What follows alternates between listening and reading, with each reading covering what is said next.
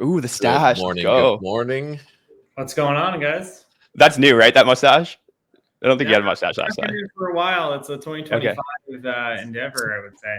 New to us. New to us. New to us. That's right. That's right. Well, it looks good. It looks good. I appreciate it. How you guys doing?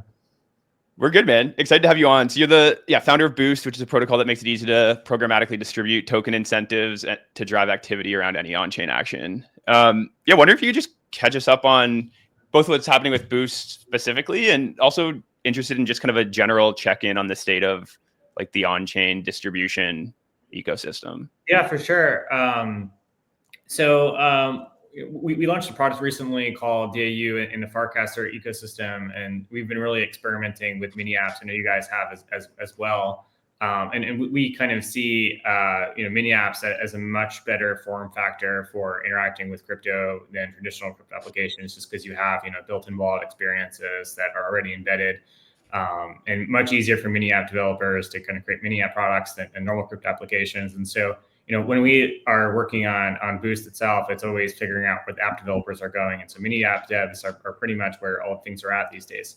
It was kind of up to us to kind of determine, do we bring back the old, rabbit hole playbook of creating distribution surface and running it back with mini apps. And it seemed like a perfect time to do so. And so we've been experimenting with launching our own app called DAU.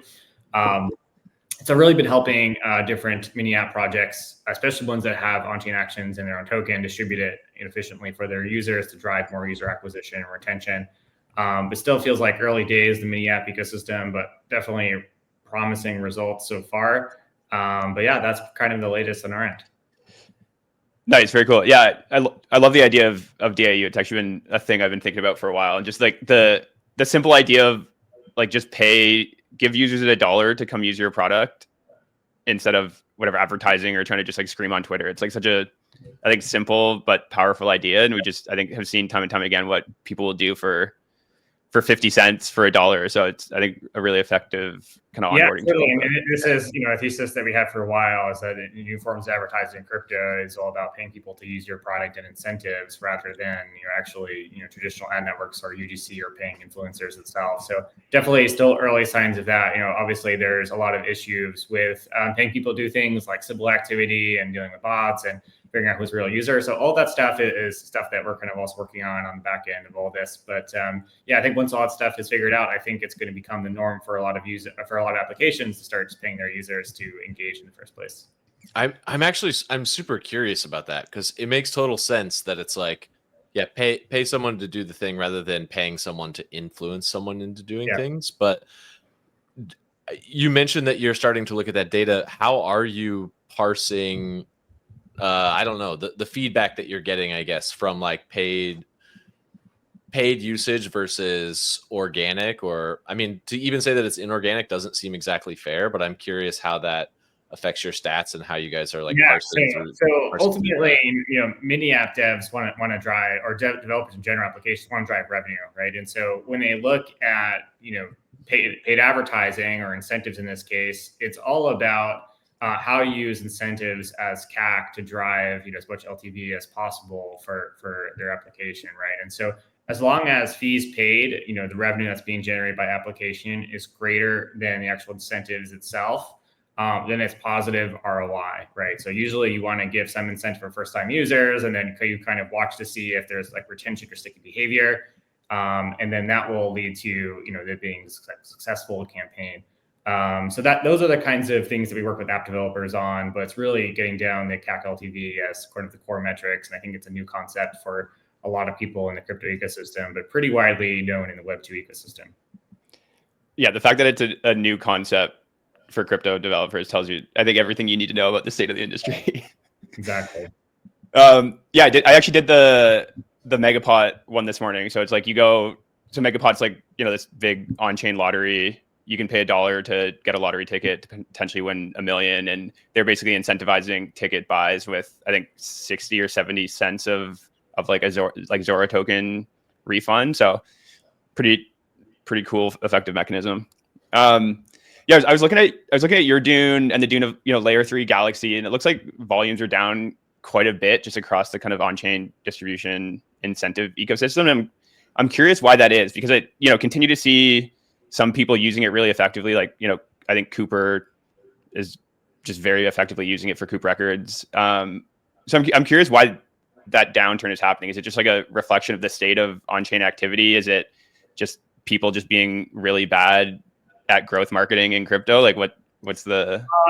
Well, I think one thing to know is that I think Dune dashboards are just really hard to maintain, because when there's constant upgrades to protocols in general, it's just aren't reflected inside of the Dune dashboard. So usually when you have like protocol upgrades, you have to go in the Dune dashboard and change the query in order to reflect it. And so I think sometimes there's just a lot of downstream effects of just having to maintain some Dune dashboards. That's definitely true on our end.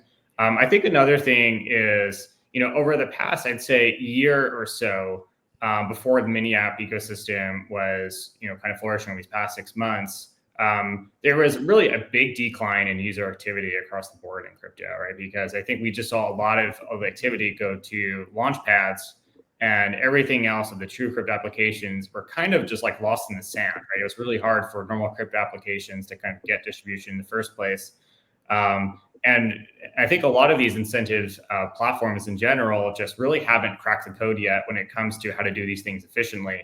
And one thing that we realized as well was, if we're distributing shitcoins, ultimately users are going to receive shitcoins as well. And so there needs to be some innovation at the token layer for incentive distributions to actually make sense. This is why I was so bullish on rev share tokens in the first place. Was we need to kind of innovate on the token layer for it to actually make sense to have a good distribution model for it to be sustainable. Yeah, so you actually had two tweets about this recently that I very much agree with. So one was saying that stocks on chain is like bringing newspapers online. 100% agree. And the other one was saying that figuring out what lies in the middle of the spectrum between meme coins and stocks could be the most exciting thing to happen on the internet in the next 2 years. So I'm curious, do you have any guesses or inclinations on what these non-skeuomorphic token applications are going to be? Is it just we're definitely going to be experimenting with this stuff on our side. I think really what it comes down to is like just tokenizing equity like straight up, so that equity becomes programmable and you can have revenue actually being passed through to equity holders in real time. I think stuff like that is going to probably become the norm. And I think the benefits of this is that, employees and contributors and even contractors and so on and so forth, the users can actually be feeling the benefits of, contributing to the product, receiving compensation in the form of every single day by the product being successful rather than their actual salary. I think it's just a powerful motivator for a lot of people. People usually want to work harder because of bonuses and compensation tied to the performance, not just based off their hourly pay. And so I think this opens up just new types of ways of working together and coordinating that I think is going to be possible. Obviously, there's still a lot of legal gray area here that we're definitely working with lawyers on to make sure that this is going to be, safe from a regulatory perspective. But no better time than right now, of course, to be experimenting with this type of stuff. For sure. Are there any projects you think are doing this well right now, or is this just a complete wide open design space? I think it's a pretty wide open design space. I mean, I know a lot of people were scared to kind of take this step just because of the regulatory environment in the past. It's most founders I talk to is kind of like takes that stance. But I think now you're starting to see rev share tokens become kind of a norm. I know Pump is also exploring rev share token as well. So I think you'll just start to see it become, hey, this is going to become the obvious token model for a lot of teams going forward. So pretty excited about it. I think it'll probably take a while before people get comfortable with tokenizing their equity up front. I think people right now still have this equity and token mix between their cap table and the actual tokens itself. That's you've seen all the issues that causes with Uniswap and all these other protocols that kind of decide between the two. I think that's going to go away. I think just having native on-chain incorporation where everything is just tokens as equity as day one is going to probably become the default for a lot of these. And then just using on-chain capital formation mechanisms to figure out how we can actually do fundraisers on-chain and so on and so forth. Yeah, got it. So looking forward, is DAU kind of the big focus for you for the next little bit? Yeah, so really building out these mini app distribution ecosystems, really placing our focus on these mini apps. Like we are going to have a token for DAU as well and start to experiment with some of this stuff. So it's probably Nice. something that we're going to launch in probably in the next week or so. And really just starting to dog food a lot of the tooling ourselves and working with mini app devs. Probably also be experimenting in the world ecosystem just because they have lots of users going using a lot of mini apps right now as well. And yeah, really just trying to focus on how do we make sure that mini app developers can create sustainable token models, and then use things like Boost to drive, acquisition, retention in a very sustainable manner. Got it. So for an app developer that wants to get on DAU, it's curated right now, right? So do they hit you up? Like what do they Yeah, do? right now it's curated, probably for the next week or so. Okay. And then probably after we launch the token, then it will probably start opening it up for other people to apply and to get listed. We're definitely going to be doing more of a gradual rollout process with this one, just to make sure that everything has a clean user experience. We have to balance both sides of the marketplace here. But yeah, definitely something we're keen to get going with other mini app devs. Got it. Super Awesome. cool. Brian, thanks for jumping on, man. We'll let you Yeah, go. Recommend sure. everyone go play with DAU. I think I love when companies have kind of a general kind of complicated protocol that's kind of hard to really know what you're supposed to do, and then you add like a very focused kind of intentional, well-designed consumer layer on top, and I think it just makes it way easier to parse. So I very much feel like DAU is that for Boost. For sure. Yeah. Thanks for having me. Take care, All guys. right. Peace, dude. Take care. Ciao.